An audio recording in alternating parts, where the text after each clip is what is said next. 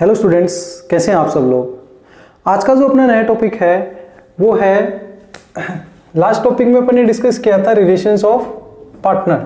ठीक है, आज का जो अपना नया टॉपिक है वो है personal profit earn by partner. क्या है? Personal profit earn by partner.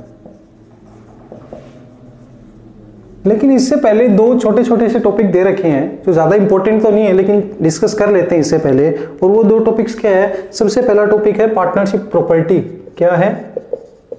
Partnership property.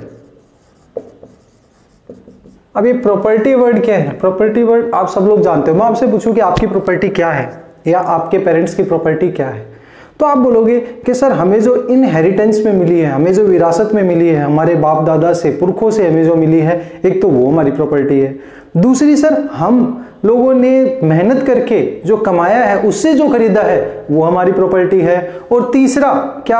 हमारी फेम, हमारा नाम, हमारी गुडविल हमारी प्रॉपर्टी है। तो उसी तरीके से पार्टनरशिप की प्रॉपर्टी भी तीन तरीके की होती है। सबसे पहली, जब पार्टनरशिप फॉर्म बनती है तो जो पार्टनर्स मिलके कंट्रीब्यूट करते हैं, लाइक कोई लैंड करते हैं या मशीनरी है या पैसा है, जो कुछ उन लोगों ने कंट्रीब्यूट किया मिलके, उन्होंने क्या किया, एक जगह इकट्ठा किया, वो क्या है? पार्टनरशिप की प्रॉपर्टी है। सेकेंडली, पार्टनरशिप फॉर्म चलते रहने के ड्यूरिंग उन लोगों ने जो कुछ भी एक्वायर किया है, जो कुछ भी खरीदा है, वो क्या है? पार्टनरशिप की प्रॉपर्टी है। और तीसरा जो पार्टनरशिप की प्रॉपर्टी है वो है उसकी गुडविल। और गुडविल आप सब लोगों ने 12th क्लास में अकाउंट्स में खूब से अच्छे से पढ़ी है, गुडविल के कैलकुलेशन के मेथड्स पढ़े हैं। तो गुडविल क्या है? गुडविल आपकी एक रेपुटेशन है, एक बिजनेस की एक रेपुटेशन है जो उसको क्या करती है? फ्यूचर में प्रॉफिट्स अर्न करने के लिए हेल्प करती है। या मैं कहूं सिमिलर फर्म से ज्यादा आप जो प्रॉफिट कमा रहे हो वो प्रॉफिट क्या है? गुडविल की फॉर्म ही तो है। तो पार्टनरशिप प्रॉपर्टी में तीन चीजें इंक्लूड होंगी। कौन कौन सी? जो पार्टनरशिप फॉर्म स्टार्ट करते टाइम पार्टनर्स ने कंट्रीब्यूट की है। सेकेंडली, पार्टनरशिप फॉर्म चालू रहते टाइम जो कुछ उन्होंने खरीदा है। और तीसरा, पार्टनरशिप फॉर्म की गुडविल। इसे हम किसमें इंक्लूड करेंगे?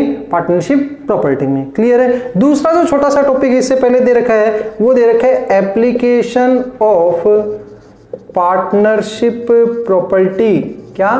Application of partnership property. ये कह रहे हैं कि पार्टनरशिप प्रॉपर्टी को एप्लीकेबल, यूज कहां किया जाएगा? तो ध्यान रखना, पार्टनरशिप फॉर्म की प्रॉपर्टी को सिर्फ और सिर्फ किसके लिए यूज किया जाएगा? फॉर्म के लिए, पार्टनरशिप फॉर्म के लिए यूज किया जाएगा। पार्टनर्स अपने पर्सनली उसको यूज नहीं कर सकते। ठीक है, क्लियर है? तो अब अपना नया जो टॉपिक है आज का वो स्टार्ट करते हैं, profit earn by personal profit earn by partner. चलो, तो देखो नाम से पता लग रहा है personal profit earn by partner. तो क्या एक पार्टनर कोई पर्सनल प्रॉफिट अर्न कर सकता है क्या? पर्सनल मतलब क्या करे? फर्म का नाम लेके खुद प्रॉफिट कमा ले।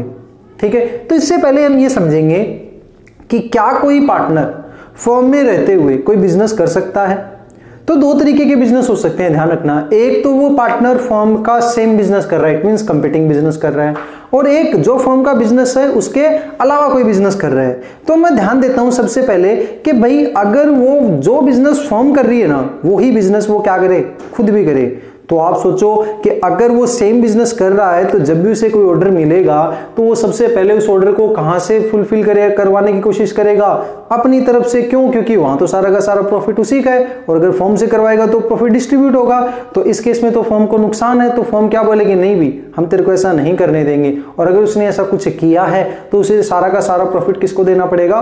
फर्म को देना पड़ेगा। ये तो थी किसकी? सिमिलर बिजनेस की बात। अब मैं करता हूं कि अगर वो सिमिलर बिजनेस नहीं कर रहा, जैसे हम 4 लोग हैं पार्टनरशिप फर्म में, ठीक है, और हम कपड़े का बिजनेस करते हैं। मैंने एज ए पार्टनर कोई दूसरा बिजनेस स्टार्ट कर लिया जूतों का।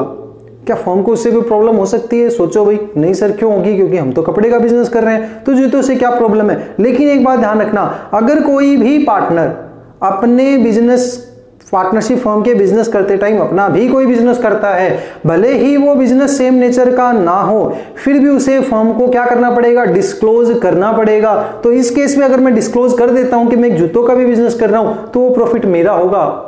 अदरवाइज अगर मैंने उनको नोटिस नहीं दिया, फर्म को नहीं बताया, तो मेरे को सारा का सारा प्रॉफिट किसको देना पड़ेगा? फर्म को देना पड़ेगा। क्लियर है? अब बात यहां दूसरा पॉइंट आता है, ये कहते हैं personal profit earn by partner. एक पार्टनर ने क्या किया? पर्सनल प्रॉफिट कमा लिया। चलो एक एग्जांपल लेते हैं। 4 पार्टनर थे, उनमें से मैं भी एक पार्टनर हूं। बाकी 3 ने या फर्म ने, हम लोगों का बिजनेस था शुगर खरीदने का। किस चीज का? शुगर मैन्युफैक्चरिंग का था, ठीक है।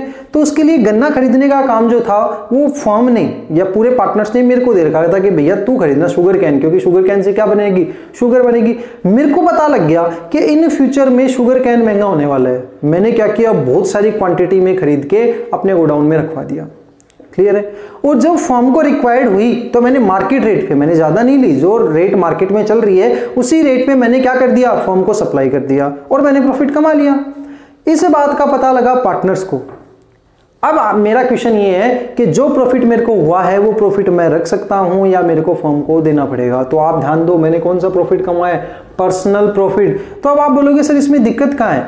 भाई सीधी सी बात है, मार्केट से भी तो शुगर कैन खरीदते, आपने दे दिया, रेट तो आपने मार्केट वाले लिए, प्रॉब्लम क्या है पार्टनर्स को? नहीं प्रॉब्लम है। प्रॉब्लम क्या है? आप लोगों ने लायबिलिटी और राइट्स में एक बात पढ़ी थी कि हर एक पार्टनर क्या करेगा, सबके बेनिफिट्स के लिए वर्क करेगा। किसके लिए करेगा? पूरी फर्म के फायदे के लिए काम करेगा, न कि अपने फायदे के लिए। मेरे को शुगर कैन खरीदने का काम दिया गया था, ठीक है। मेरे को पता लगा कि इन फ्यूचर शुगर कैन, गन्ना जो है वो क्या होने वाला है, महंगा होने वाला है। तो मेरे को ये बात फर्म को बतानी चाहिए थी, पार्टनर्स को, कि भैया खरीद लो। अगर वो फिर नहीं खरीदते तो हो सकता है मैं खरीद लेता और सप्लाई कर देता, लेकिन मैंने यहां क्या किया, मेरे एडवांटेज के लिए, एक वर्ड था ग्रेटेस्ट कॉमन एडवांटेज, के मैं सबके भले के लिए, फायदे के लिए काम करूंगा, लेकिन यहां तो मैंने क्या किया है, अपना ही फायदा किया है। तो इस केस में मैंने जो भी प्रॉफिट अर्न किया है वो मेरे को किसको देना पड़ेगा? पार्टनरशिप फर्म को, इट मींस रिमेनिंग पार्टनर्स में डिस्ट्रीब्यूट करना पड़ेगा। क्लियर है। तो अगर कोई भी पार्टनर पर्सनल प्रॉफिट अर्न करता है तो उसे वो प्रॉफिट किससे हैंड ओवर करना पड़ेगा? फर्म को हैंड ओवर करना पड़ेगा। क्लियर है। चलो नेक्स्ट अगर बात करते हैं, नेक्स्ट जो टॉपिक है इससे अगला छोटा टॉपिक है, उस टॉपिक का नाम है राइट्स एंड ड्यूटीज। क्या है? Rights and duties of partner after changing the firm.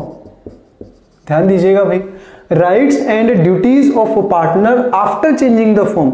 ये क्या कहना चाह रहे हैं कि अगर फर्म में क्या हो जाए, कोई चेंजमेंट आ जाए, तो उसके बाद पार्टनर्स की राइट्स और ड्यूटीज क्या क्या होंगी। तो ध्यान देना, चेंजमेंट कैसे आ सकता है फर्म में? 3 तरीके से आ सकता है। अगर मैं चेंजमेंट की बात करूं, किसकी?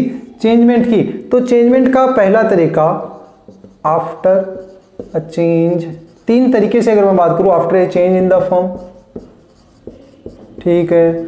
दूसरा अगर मैं पॉइंट बात करूं, after the expiry of term, after the expiry of the term.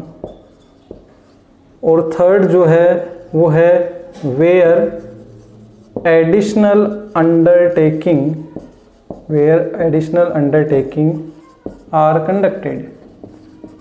ध्यान देना भाई, मैंने क्या कहा कि फर्म में कोई चेंजमेंट हो रहा है, फर्म में चेंजमेंट हो रहा है तो पार्टनर्स के राइट्स और लायबिलिटीज क्या होंगे। तो फर्म में चेंजमेंट कैसे हो सकता है? पहला केस, 3 पार्टनर थे, क्लियर है, एक मर गया या एक छोड़ के चला गया या एक इंसॉल्वेंट हो गया या एक पागल हो गया।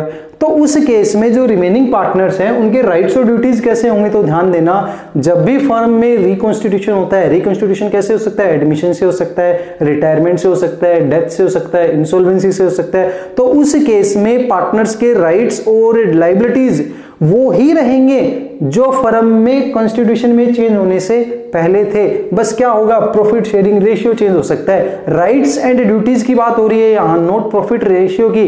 तो प्रॉफिट रेशियो तो चेंज हो जाएगा उनका, लेकिन उनके राइट्स और उनकी लायबिलिटी जो कुछ भी थे, जो एक नॉर्मल पार्टनर के होते हैं, जो उनके पहले थे, वो एज इट इज रहेंगे, उनमें कोई चेंजमेंट नहीं आएगा। क्लियर है। नेक्स्ट मैं बात करता हूं after the expiry of the term. मैंने 2 साल के लिए बनाई थी पार्टनरशिप फॉर्म, ठीक है। अब 2 साल कंप्लीट हो गए, जैसे ही 2 साल कंप्लीट हुए तो वो पार्टनरशिप एट विल में कन्वर्ट होगी। क्यों? क्योंकि हमने क्या पढ़ा था, अगर कोई भी टाइम फिक्स हो या टास्क फिक्स हो तो जैसे ही वो टाइम या टास्क कंप्लीट होगा वो पार्टनरशिप एट विल से किसमें कन्वर्ट हो जाएगी? पर्टिकुलर पार्टनरशिप में। तो अगर क्या हुआ, एक्सपायर हो गया क्या टर्म पार्टनरशिप फर्म का, 2 साल के लिए बनाई थी, 2 साल कंप्लीट हो गए, तो अब उन पार्टनर्स के राइट्स और लायबिलिटीज कैसे होंगे? तो ध्यान रखना, सेम वही काम कि अगर कोई टाइम एक्सपायर होने के बाद भी पार्टनरशिप चलती रहती है, जो कि पार्टनरशिप पर्टिकुलर पार्टनरशिप थी, तो उस केस में भी जो पार्टनर्स होंगे उनके राइट्स और लायबिलिटीज सेम होंगे जो इस टर्म से खत्म होने से पहले थे। क्लियर है। लास्ट आता है where additional undertaking are conducted. जैसे हम लोगों ने एक पार्टनरशिप क्रिएट कर रखी थी, किसके लिए? चीनी बनाने के लिए। क्लियर है। और हमारे राइट्स और लायबिलिटीज डिसाइडेड थे, पहले से सब कुछ ठीक चल रहा था। अब हमने एक और पार्टनरशिप बनाई जिसमें हम टॉयज, खिलौने बनाएंगे, तो उस केस में हमारे राइट्स और लायबिलिटीज में क्या कोई चेंजमेंट आएगा? हमारे राइट्स और लायबिलिटीज में कोई चेंजमेंट नहीं आएगा। जो राइट्स और लायबिलिटीज हमारे पहले थे, आज भी हमारे राइट्स और लायबिलिटीज क्या रहेंगे? वो ही रहेंगे। क्लियर है। तो ये था rights and duties of partner after changing the firm. तो ध्यान रखना, तीनों ही केस में भले ही कुछ भी हो जाए, उनकी राइट्स और लायबिलिटीज वो ही रहेंगे जो क्या थे? पहले थे। क्लियर है। तो ये अपना टॉपिक खत्म हो गया। आई होप आप सबको समझ में आया होगा। अगर आपके कोई प्रॉब्लम्स हैं तो आप कमेंट कर सकते हो, और अगर आपको वीडियो पसंद आया हो तो लाइक और सब्सक्राइब कीजिएगा। Thank you.